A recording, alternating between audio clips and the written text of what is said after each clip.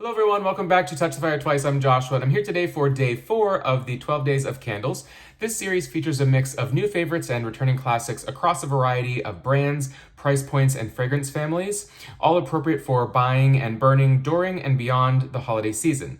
There will be a new Days of Candles video every other day throughout the month of December, and they'll be appearing in no particular order, so be sure to stay tuned to see if your favorite makes the calendar.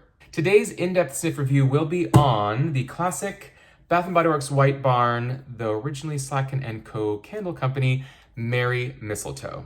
But first, if you are new here, welcome. My mission at Touch the Fire Twice is to share my love and passion for fine home fragrance as an enthusiast, an educator, a reviewer, to inspire you to increase your own fragrance knowledge and understanding, ultimately enhancing the scent memories that you create. If you want to learn more about what I do, why I do it, how I do it, you can check out my website at TouchTheFireTwice.com. But for now, let's dig into this candle. If you have not yet seen my days 1, 2, and 3 of candles videos, you can check out the playlist here to view all videos within the series. But now let's dig into Bath & Body Works Merry Mistletoe candle. So this is the 2022 pour version, but I will talk a little bit about these two earlier versions I have, including what I believe is the first version, and that was the 2011 classic. I go on and on about the 2011 seasons of autumn, fall, and winter holiday at Bath & Body Works during the prime nearing the end of the Slacken & Co. partnership, but this was, I believe, a new fragrance that year in 2011. Could have been 2010, but I'm pretty sure that this came out for the first time in 2011. This was in their very traditional Slacken & Co. label. This was the season where they did this kaleidoscope imagery, so hard to tell exactly. I think it's just some evergreen and what looks almost like white currants, or sort of a white berry there with your silver edge and just this Merry Mistletoe. And then it came back again. This is one of those Slacken & Co. scents that has continued off and on to return at Bath & Body Works, as many have.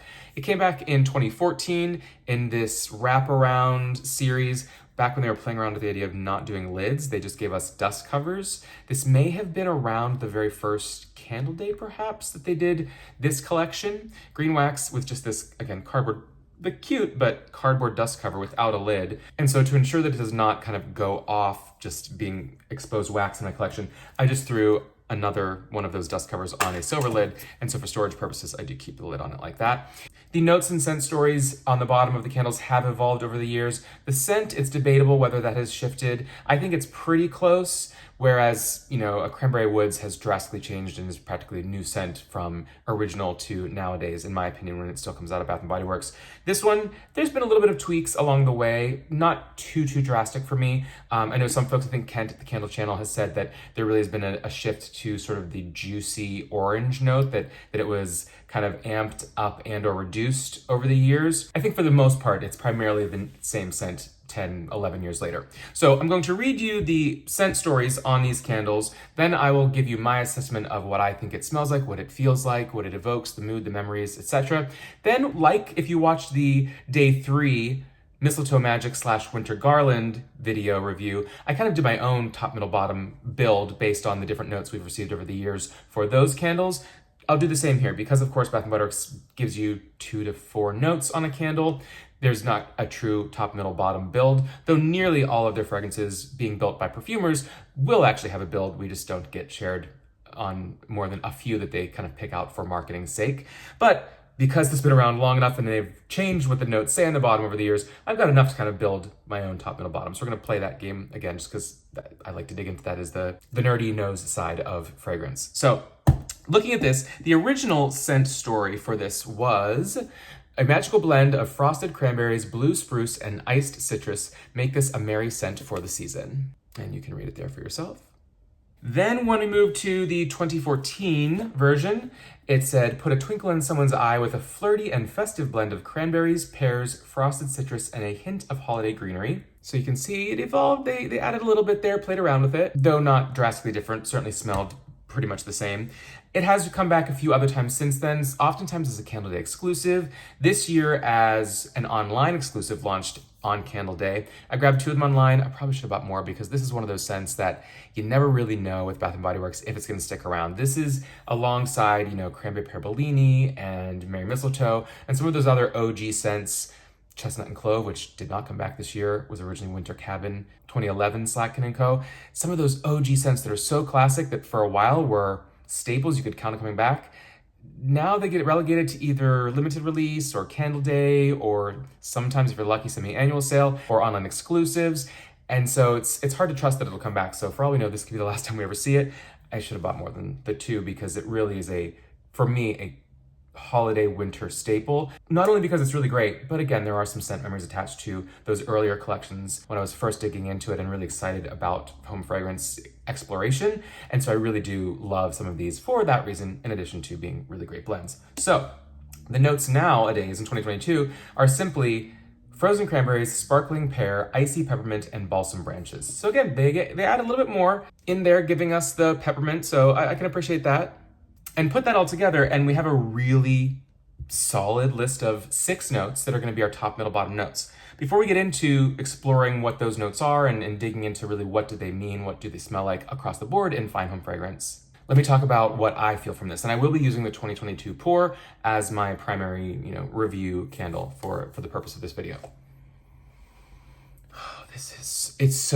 I always say I want authentic, I want unique, very, very authentic, exceedingly unique. You wouldn't think so based on some of these notes, because every candle company that does holiday greenery, festive fruity blends has a variation of these notes. But I think because this was, the early days of Bath & Body Works using perfumers and master perfumers, thanks to the Slacken & Co. partnership, they were really having these super, super thoughtful conceptual blends created, and it really makes them truly elevated for a mass market brand.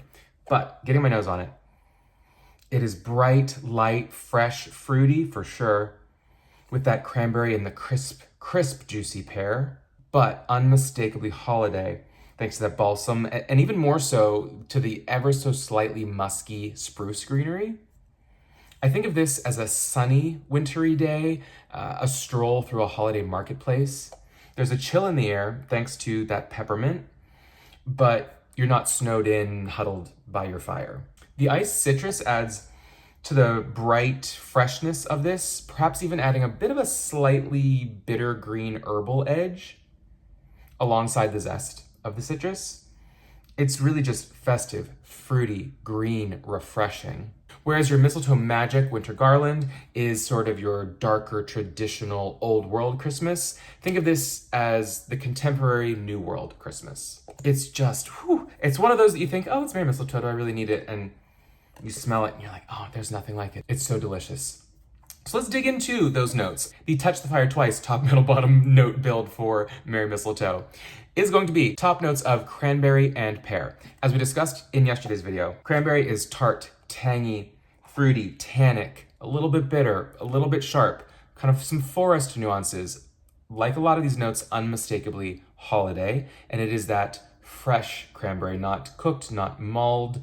It is really freshly squeezed cranberries and a bit of their juice. Pear, we all know pear, oftentimes being more so a fall fruit when it comes to baking spices and cooked pears, or even just your fresh pears. Pear and apple in many variations are going to feel incredibly fall autumnal.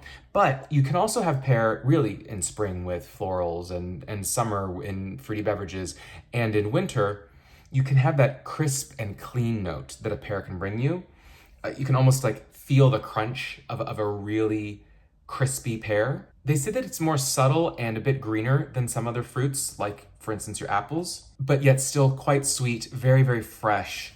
Again, the blossoms can be used for powdery fragrances, and even pear wood can be used in the real world and also as a perfume note. For our middle notes, we've got that iced citrus and peppermint. So 2 potentially quite icy notes. It's iced citrus, frosted citrus, that's a bit of, in some ways, kind of your fantasy note, in the sense that there's not a specific citrus that I'm aware of that leans particularly, icy, frosty, cool, because, it's citrus. It primarily is grown in, tropical, subtropical, warm climates. But think of it more like, perhaps a winter citrus like a mandarin, which is often associated with holiday, with Christmas, maybe some lemon, zesty, but also kind of a leafy, herbaceous edge to the fruit that makes it less juicy. So you've got the zest, but there's something else that kind of cools it or brings it down or brings out that slightly green, herbaceous, let's call it even maybe snowy edge to it if we're getting super, super conceptual. And then of course, digging into peppermint, the classic peppermint in so many winter fragrances to bring that cooling or sometimes candied cooling aspect. So peppermint is bracing, cooling, refreshing, lots of menthol whoosh that the peppermint gives you. Peppermint is actually a hybrid of spearmint and watermint, and it is exceedingly cooling and for that reason used obviously over the centuries for medicinal purposes. I think that's, there's creams and rubs for muscle aches or for stomach or for toothaches, whatever, that are gonna have that mentholated peppermint in it. And what's interesting is spearmint, a true spearmint, has almost no menthol in it. So it doesn't bring that cooling effect. And it is also a bit sweeter, but almost none of the menthol cooling aspect versus that heavy hit you get from your peppermint thanks to the watermint that is added to spearmint for peppermint. And you get that, of course, in here. It's nice because it's not like a vanilla peppermint where it's a 50-50 blend. The peppermint, if you didn't think about it, you might not smell it in a good way because it is a masterfully built fragrance where it just gives you that effect of, it makes that citrus an iced citrus. It makes that cranberry a frosted cranberry. It just gives a mildly cooling aspect to the entire thing with even the greenery from the spruce that we'll get into in a second here, that it just makes this seasonally winter versus these notes that could appear in fragrances that are a-seasonal across the board. Digging into our bottom notes, no surprise here, we've got our trees. We have our fir balsam and our blue spruce. Fir balsam, the most fragrant evergreen tree, the absolute traditional. This is Christmas. Welcome to Christmas tree. It's gonna be sweet, rich, warm, intensely balsamic and woody and woodsy, resinous, sappy, almost a syrupy sweetness. Don't think maple, but the natural sap and resins in the balsam tree itself are going to be syrupy sweet, and a bit of that camphorous edge as well that we get from many evergreen trees. Comparing that now to a spruce, in this case blue spruce, that's going to be bright, it's going to be green, but a bit deeper, heavier woody, and very notably this punchy, musky, some say cat, some say skunk. I say more like musky cat scent to it a bit, more so if you crush the needles, it's really gonna come out. And you don't want a lot of that. Of course, some people are gonna say, I don't want anything smelling, cat or cat pee, whatever. But like a really good Sauvignon Blanc, perhaps a really good spruce note will have just a bit of musk. Because let's be honest, when we think of these beautiful, fine perfumes that have musk notes, what was originally musk was literally musk from the glands of animals. Thankfully now, for the most part, they're synthetics. There are accords of other notes, whether synthetic or natural, that are not direct animal products, but musk in itself is animalic, and that's not necessarily a bad thing. So when you say, there's a bit of like a cat-like note to a spruce, that's not always unwelcome in small doses. The other thing with spruces is that they're going to be more tannic and drier than the sweeter balsam. What I love about fine fragrance is you can have these notes that put two candles with very similar notes, do one small tweak, and it's like a magic key unlocking something entirely different, where the way that the notes play off each other once you add one more ingredient really completely changes, the scientific, like the chemical compounds of the scent, of course, themselves actually change, but it really does change it. So when you think of some similar notes in that Mistletoe Magic Winter Garland compared to this, and even the idea of festive, bright, fruity, holiday greenery, no spice in that one or in this one, you'd think, aren't they the same? Do you need both? They're so different. Smell them side by side, and they're just truly a different experience, which is one of the things that I just find so magical about fine fragrance. So I highly recommend, if you have slept on Merry Mistletoe because you never smelled it, or you think, I've got enough tree blends or enough fruity blends or enough XYZ blends, or didn't want to bother because this year it is an online exclusive.